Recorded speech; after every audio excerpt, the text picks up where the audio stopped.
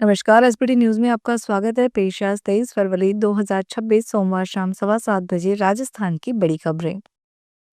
दिल्ली में केंद्रीय गृह और सहकारिता मंत्री अमित शाह की भारत टैक्सी सर्विस से जुड़े ड्राइवरों के साथ एक महत्वपूर्ण बैठक हुई। इसी के साथ शाह ने कहा कि इस नई व्यवस्था में गाड़ी चलाने वाला ड्राइवर महज एक कर्मचारी नहीं बल्कि खुद मालिक की भूमिका में होगा। शाह ने चालकों से बातचीत करते हुए कहा कि सरकार का लक्ष्य है बिचौलियों को खत्म कर सीधा लाभ उन लोगों तक पहुंचाना है जो जमीन पर पसीना बहाते हैं। उन्होंने भरोसा दिलाया कि इस मॉडल के तहत होने वाली कमाई का बड़ा हिस्सा सीधे ड्राइवरों की जेब में जाएगा। उन्होंने भारत टैक्सी के सारथियों से उनकी समस्याओं पर फीडबैक लिया और भविष्य में सेवा को और बेहतर बनाने के लिए उनके सुझाव मांगे। राजस्थान के जेल प्रशासन ने इस बार रमजान के महीने से पहले एक बड़ा और कड़ा फैसला लिया है।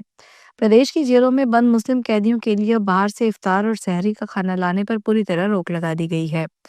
बता दें कि जेल विभाग के इस आदेश के बाद अब कोई भी व्यक्ति या असामाजिक संगठन सीधे कैदियों को खजूर, फल या अन्य खाद्य सामग्री नहीं दे सकेगा। अब रमजान के दौरान दी जाने वाली तमाम सामग्री केवल जेल के भीतर स्थित ऑथराइज कंज्यूमर स्टोर्स के जरिए ही वितरित की जाएगी। एजीएम घोटाले में फंसे रिटायर्ड आईएएस अधिकारी सुबोध अग्रवाल की मुश्किलें बढ़ सकती है। उनके वकील दीपक चौहान केस से हट गए हैं। उन्होंने अपना वकालतनामा वापस लेने का प्रार्थना पत्र दायर किया है। वकील दीपक चौहान ने 19 फरवरी को अग्रवाल की ओर से एसीबी की एफआईआर को रद्द करने की याचिका हाईकोर्ट में लगाई थी। याचिका पर इस सप्ताह सुनवाई संभव थी। इस दौरान ही चौहान ने खुद को केस से अलग कर लिया। अब नया वकालतनामा दायर होने पर ही केस सुनवाई की लिस्ट में होगा।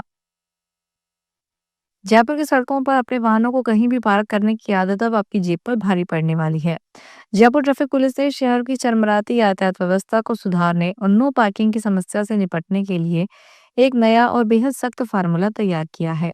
अब पुलिस अपने वाहन को क्रेन में उठाकर यार्ड नहीं ले जाएगी बल्कि मौके पर ही व्हील लॉक लगाकर उसे जाम कर देगी। यह नई व्यवस्था 26 फरवरी से पूरे शहर में प्रभावी रूप से लागू होने जा रही है। शहर के सबसे व्यस्त और जाम की समस्या वाले इलाके को चिन्हित कर 80 विशेष टीमें गठित की जाएगी।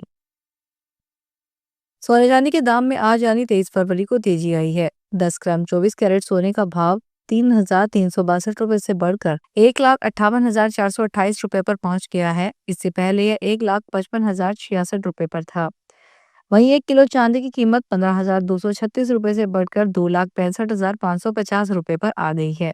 कल इसकी कीमत 2,50,314 रुपए किलो थी। एक्सपर्ट्स के अनुसार आने वाले दिनों में सोने चांदी की कीमतें और बढ़ सकती है। सोना 2026 में अब तक 25,000 रुपए और चांदी 35,000 रुपए महंगी हो चुकी है।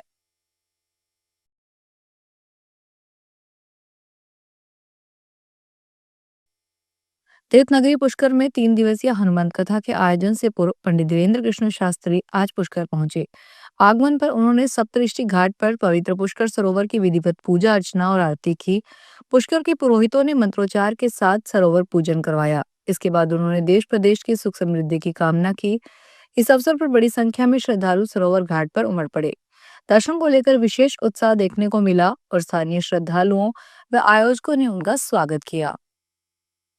दौसा में सोमनाथ सर्किल के इनोवेशन कार्य के बीच सोमवार को उस वक्त विवाद की स्थिति बन गई जब स्थानीय लोगों ने सर्किल के नाम से छेड़छाड़ करने का आरोप लगाते हुए निर्माण कार्य बंद करा दिया और नगर परिषद के खिलाफ जमकर नारेबाजी की। दरअसल नगर परिषद द्वारा सोमनाथ सर्किल को रोटरी क्लब को गोद देकर नवीनीकरण करवाया जा रहा था, जहां पूर्व में बने फव्वारा को हटाकर सर्किल की साइज को और कम कर दिया जाएगा। जिस तरह रोटरी क्लब का पत्थर से निर्मित लोगो लगा दिया गया था।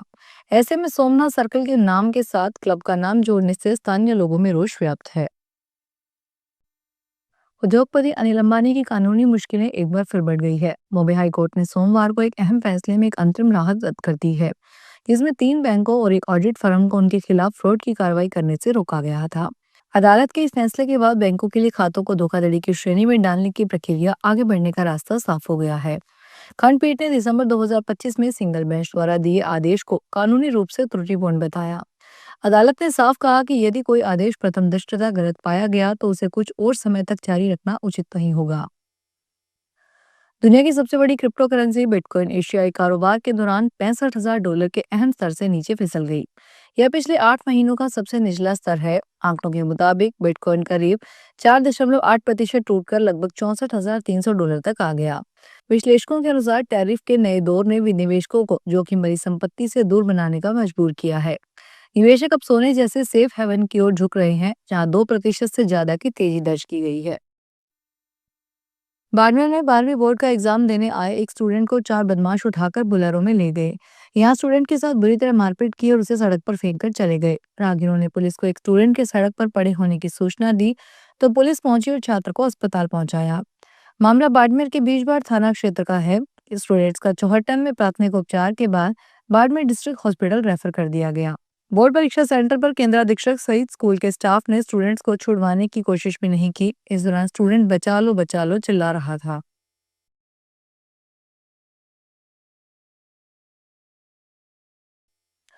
अलवर जिला कलेक्टर डॉक्टर आरतिका शुक्ला आज सोमवार को अचानक शहर के मुख्य बाजारों का हाल जानने निकली, तो नालों में कचरा सटा हुआ देख कलेक्टर साहिबा ने नाराजगी जताई। उन्होंने तुरंत अधिकारियों को नालों की सफाई के निर्देश दिए। हालांकि इस दौरान मुख्य रोड पर सफाई भी देखने को मिली। जिला कलेक्टर ने नया बस चौराहा, कबीर कॉलोनी, चितावन गली के पास नालियों और नालों की स्थिति देखी। तांगा स्टैंड, मीट मार्केट के पिंक टॉयलेट और एमजेस्टी circle, Jyotirao Phule bus stand, control room, hope circus, Bhagat Singh बिजलीघर, जेल सर्किल के आसपास के क्षेत्रों सहित शहर के अन्य स्थानों का भी निरीक्षण किया।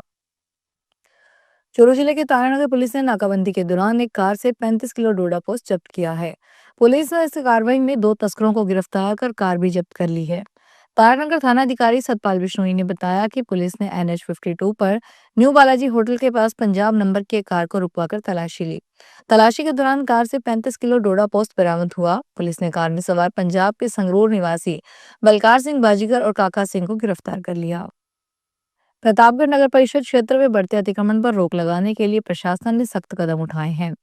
जिला कलेक्टर डॉक्टर अंजलि राजौरिया के निर्देश पर अब नगर परिषद क्षेत्र की सभी सरकारी और निजी भूमियों का सीमांकन बोर्ड लगाना अनिवार्य कर दिया गया है। इस पहल का उद्देश्य जमीन की स्पष्ट पहचान सुनिश्चित करना और भविष्य में किसी भी प्रकार के अवैध कब्जे को रोकना है। जारी निर्देशों के अनुसार नगर परिषद के स्वीकृत मास्टर जोनल प्लान और राजस्व अभिलेखों के आधार पर मौके पर तत्काल प्रभाव से सीमांकन बोर्ड लगाए जाएंगे। कर्नाटक के बेलगावी जिले के एक मंदिर में हैरान कर देने वाली बात सामने आई है।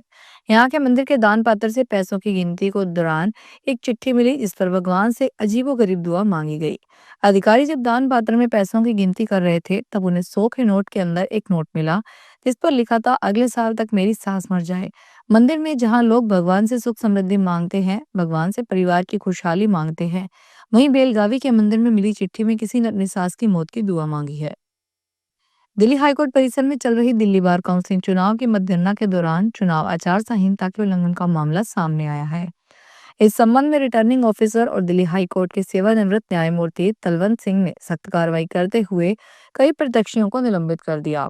जानकारी के अनुसार मतगणना प्रक्रिया के दौरान चुनाव आचार संहिता का उल्लंघन पाए जाने पर कुल 79 प्रत्याशियों को निलंबित किया गया था। यह कार्रवाई चुनाव प्रक्रिया की निष्पक्षता बनाए रखने के उद्देश्य से की गई। फिलहाल इस बुलेटिन में इतना ही, फिर हाजिर होंगे बड़ी खबरों के साथ।